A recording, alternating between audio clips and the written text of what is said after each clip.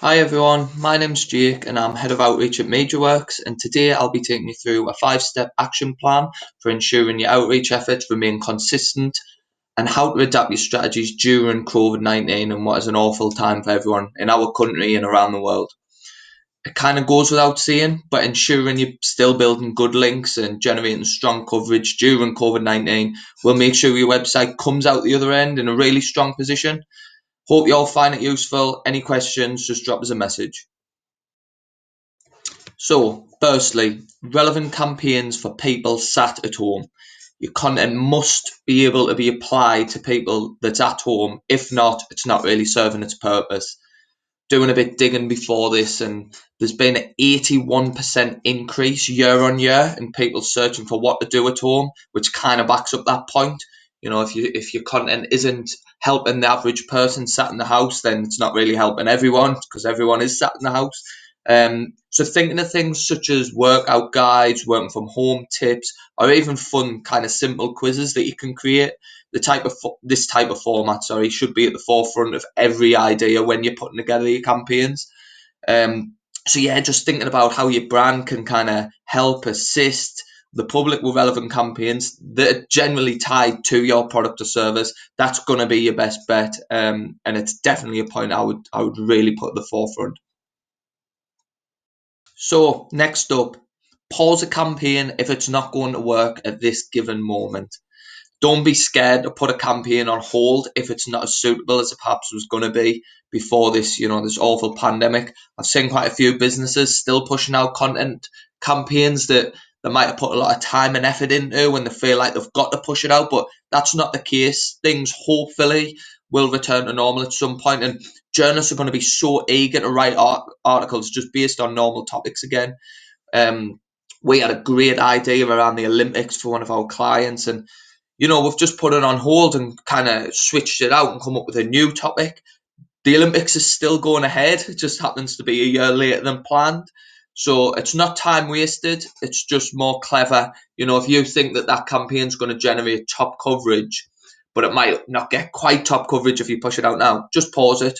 There's nothing wrong with pausing a campaign. Just think of a way you can rework it, going back to the last slide, for people sat at home. What other thing can you talk about? What other type of format could you push out? It's all about just seeing if it's going to apply to the average person sat at home now. And is the thing you're talking about even happening at all? I.e., in the Olympics case, it's not until next year. So yeah, pause a campaign. Don't just push it through for the sake of pushing it through just because you've spent X amount of hours working on that campaign. So, action point 3 is listen to your audience. It's something that we probably should do more of anyway, but even more so in these unprecedented times that we're living in at the minute. So, it's important to create content to address issues directly. So, consider setting up social listening tools to see what topics are trending that you could create simple content around, or a big campaign idea about. Kind of a few examples of these tools are there's Brandwatch, there's Mention, there's Hootsuite, there's even BuzzSumo as well, which is good to see what kind of topics are trending. All you want to do is put your keywords into the tool and see what types of article are being written, what's working, and generally just what the public's perception is around that kind of keyword or that industry or that service. Um, are consumers asking the same questions around your keywords that you could quickly just create a simple how-to guide on and push it out to the national press and address all those issues in one? Your consumers are going to see that you've took on board what they've been asking and you've addressed that, and I think that's really important to help build that kind of brand loyalty and brand trust when we come out the other side of this awful time that we're living in. So, slide 4 is offer valuable insight. Offering valuable insight or expert comment or data can be crucial to not only building those top quality backlinks that you obviously need, but also just to help build trust within your target market. Have you spotted an article that maybe isn't factually correct about something you're an expert in? Get in touch and offer an insight. This way, you're helping the journalist while also stopping any misinformation at a time when obviously the country needs honest expert analysis from people like yourself. Again, I was doing a little bit digging, and 35% of the world's media is COVID-19 focused. So any expert comment or data to support their articles is going to be warmly received. You've got to remember, journalists aren't always experts in your kind of field. You are. Help them. Help them, and also help your consumers understand what the problems are that we're facing.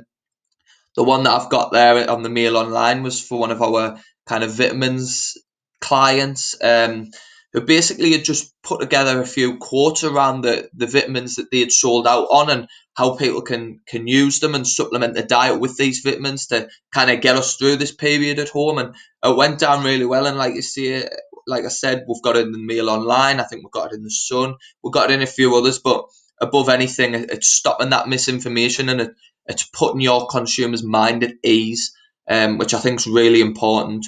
So yeah, just have a look to see what people are talking about in your industry, and see if you can help the journalist and support their articles. It'll go down really well. And I've got this down as point 4, but in my strategy, this would be point 1. I think it's so important. So yeah, that's point 4. Offer valuable insight. So the fifth and final point is, don't be scared to try something new. It's an opportunity, if anything, to try a new format, try a new idea that's previously might not have been signed off by your MD or your marketing manager, or whoever it might be. Journalists are actively looking for good news stories and something light-hearted, especially with it being such a sensitive time for everyone around the world.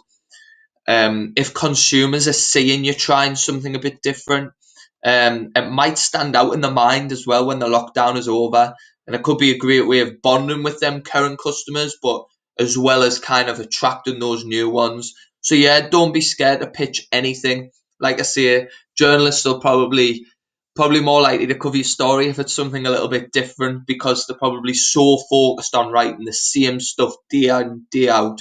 So it could be a good opportunity to kind of prove that the idea you had that didn't get signed off a year ago is the right way to go during these awful times.